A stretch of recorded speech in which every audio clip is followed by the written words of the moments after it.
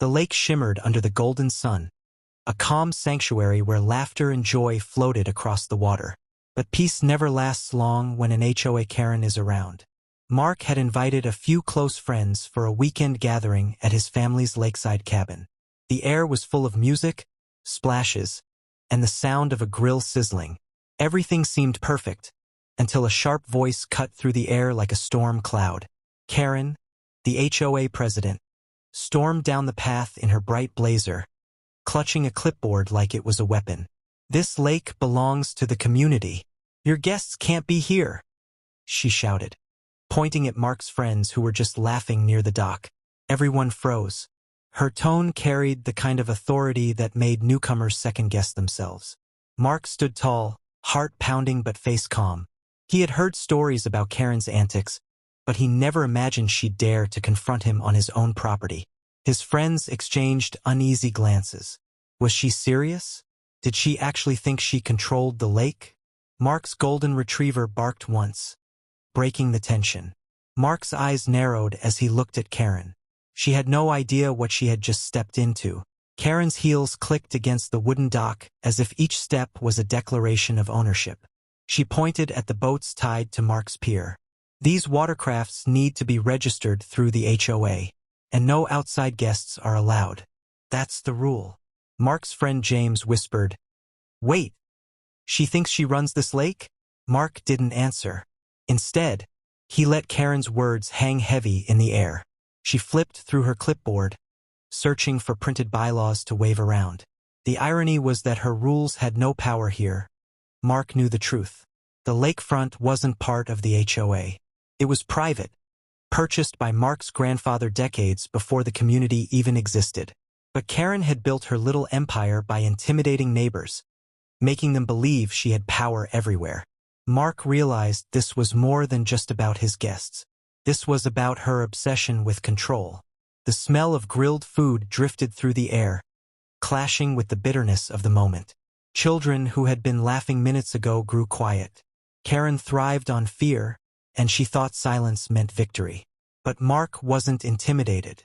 "Karen," he finally said, his voice steady, "this lake doesn't belong to you, and my guests aren't going anywhere." Karen's smirk faltered for the first time. For a moment, the world stood still. Karen blinked, taken aback. "What do you mean it's not mine? It's community property," she snapped. But her voice trembled slightly, betraying her doubt. Mark calmly reached into a folder he had brought from the cabin. He had been expecting this day for months. "This land, this water, every inch of it, has been in my family's name long before your HOA was formed," he said, holding up a deed with bold lettering.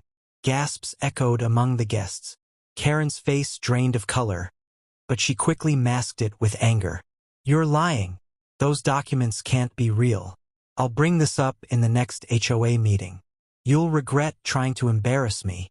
Mark stepped closer, lowering his voice so only she could hear. "The only person embarrassing themselves here is you."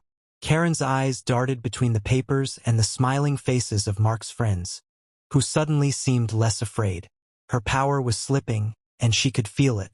The sun reflected off the calm lake, but under the surface, tensions rippled like waves waiting to crash. Karen wasn't done yet, and Mark knew it. The next morning, Karen returned, this time with backup.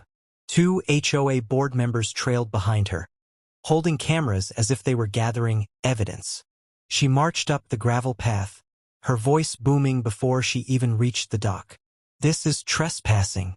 If you don't comply, I'll fine you thousands." Mark was waiting. He stood on the porch of his cabin, coffee in hand, looking as unbothered as the morning breeze. His friends watched from the windows, their nerves returning. But Mark had a plan. He motioned for everyone to gather outside. "Karen wants to fine us for enjoying my own land," he said loudly, ensuring her board members heard every word. A ripple of chuckles went through the group. Karen's face burned. "Laugh all you want, but rules are rules," she barked. Mark walked down the steps slowly, each stride deliberate. Then he pulled out his phone. "That's funny, because county property records disagree. And you know what else?" He tapped the screen, revealing an email from the county clerk. The HOA has no jurisdiction here. If you continue harassing me or my guests, I'll file a complaint for harassment. The board members exchanged uneasy glances. Karen's control was slipping faster than water through her fingers. Word spread quickly across the neighborhood. By evening, residents were whispering at the local cafe. Did you hear? Karen tried to take over Mark's lake, but it's actually private land. Karen's reputation began to crack. For years, she had built fear like a wall. People paid her fees, followed her rules, and never asked questions. But Mark had knocked a hole in that wall, and light was pouring through. At the lake, Mark's friends encouraged him to let it go, but he shook his head. She's not just bothering me. She's bullied this whole community. It's time she faced the truth. That weekend, Mark organized a neighborhood gathering at the lake. Families came with picnic baskets, children ran barefoot along the shore, and laughter returned to the place Karen had tried to control. When Karen arrived, expecting obedience, she was met with cheers for Mark. His deed was posted on a board for all to see. Neighbors finally realized her so-called authority didn't stretch beyond HOA borders. Karen stood frozen, clutching her clipboard. For the first time, nobody listened to her. The breaking point came a week later. Karen, desperate to reclaim power, attempted one final move. She filed a complaint with the county, claiming Mark's gatherings were a violation of community harmony. But when the inspector arrived, he only shook his head. Sorry, ma'am. This property is completely outside the HOA's reach. In fact, he added, any more false reports could land you in trouble. Karen's jaw dropped. Her board members, embarrassed, began distancing themselves from her. She wasn't a leader anymore. She was a cautionary tale. Meanwhile, Mark's gatherings grew bigger, transforming the lake into a symbol of freedom. Neighbors who once lived in fear of HOA fines now laughed and enjoyed weekends without worry. Karen passed by often, watching from a distance. Her clipboard, once her badge of authority, now seemed more like a burden she couldn't let go of. Mark noticed her once, standing alone, and almost felt pity. Almost. On a crisp Sunday morning, Mark stood at the dock with his dog by his side. The lake reflected the sky, peaceful once again. Friends and families splashed in the water. Kids raced on paddleboards, and joy filled the air. Karen hadn't shown up in weeks. Her silence was louder than all her arguments. She had lost the battle she never should have started. As Mark watched his guests laugh, he thought about the power of truth. Karen's rules had no weight against facts, and fear only worked until someone stood up.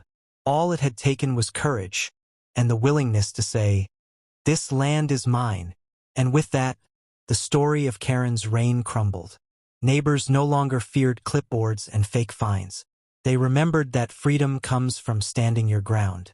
The golden retriever barked happily as the sun set, as if announcing the end of an era. Mark smiled, knowing peace was finally restored. And that was the final twist in this unbelievable HOA story. If you love the drama, don't forget to like, subscribe, and drop a comment sharing you.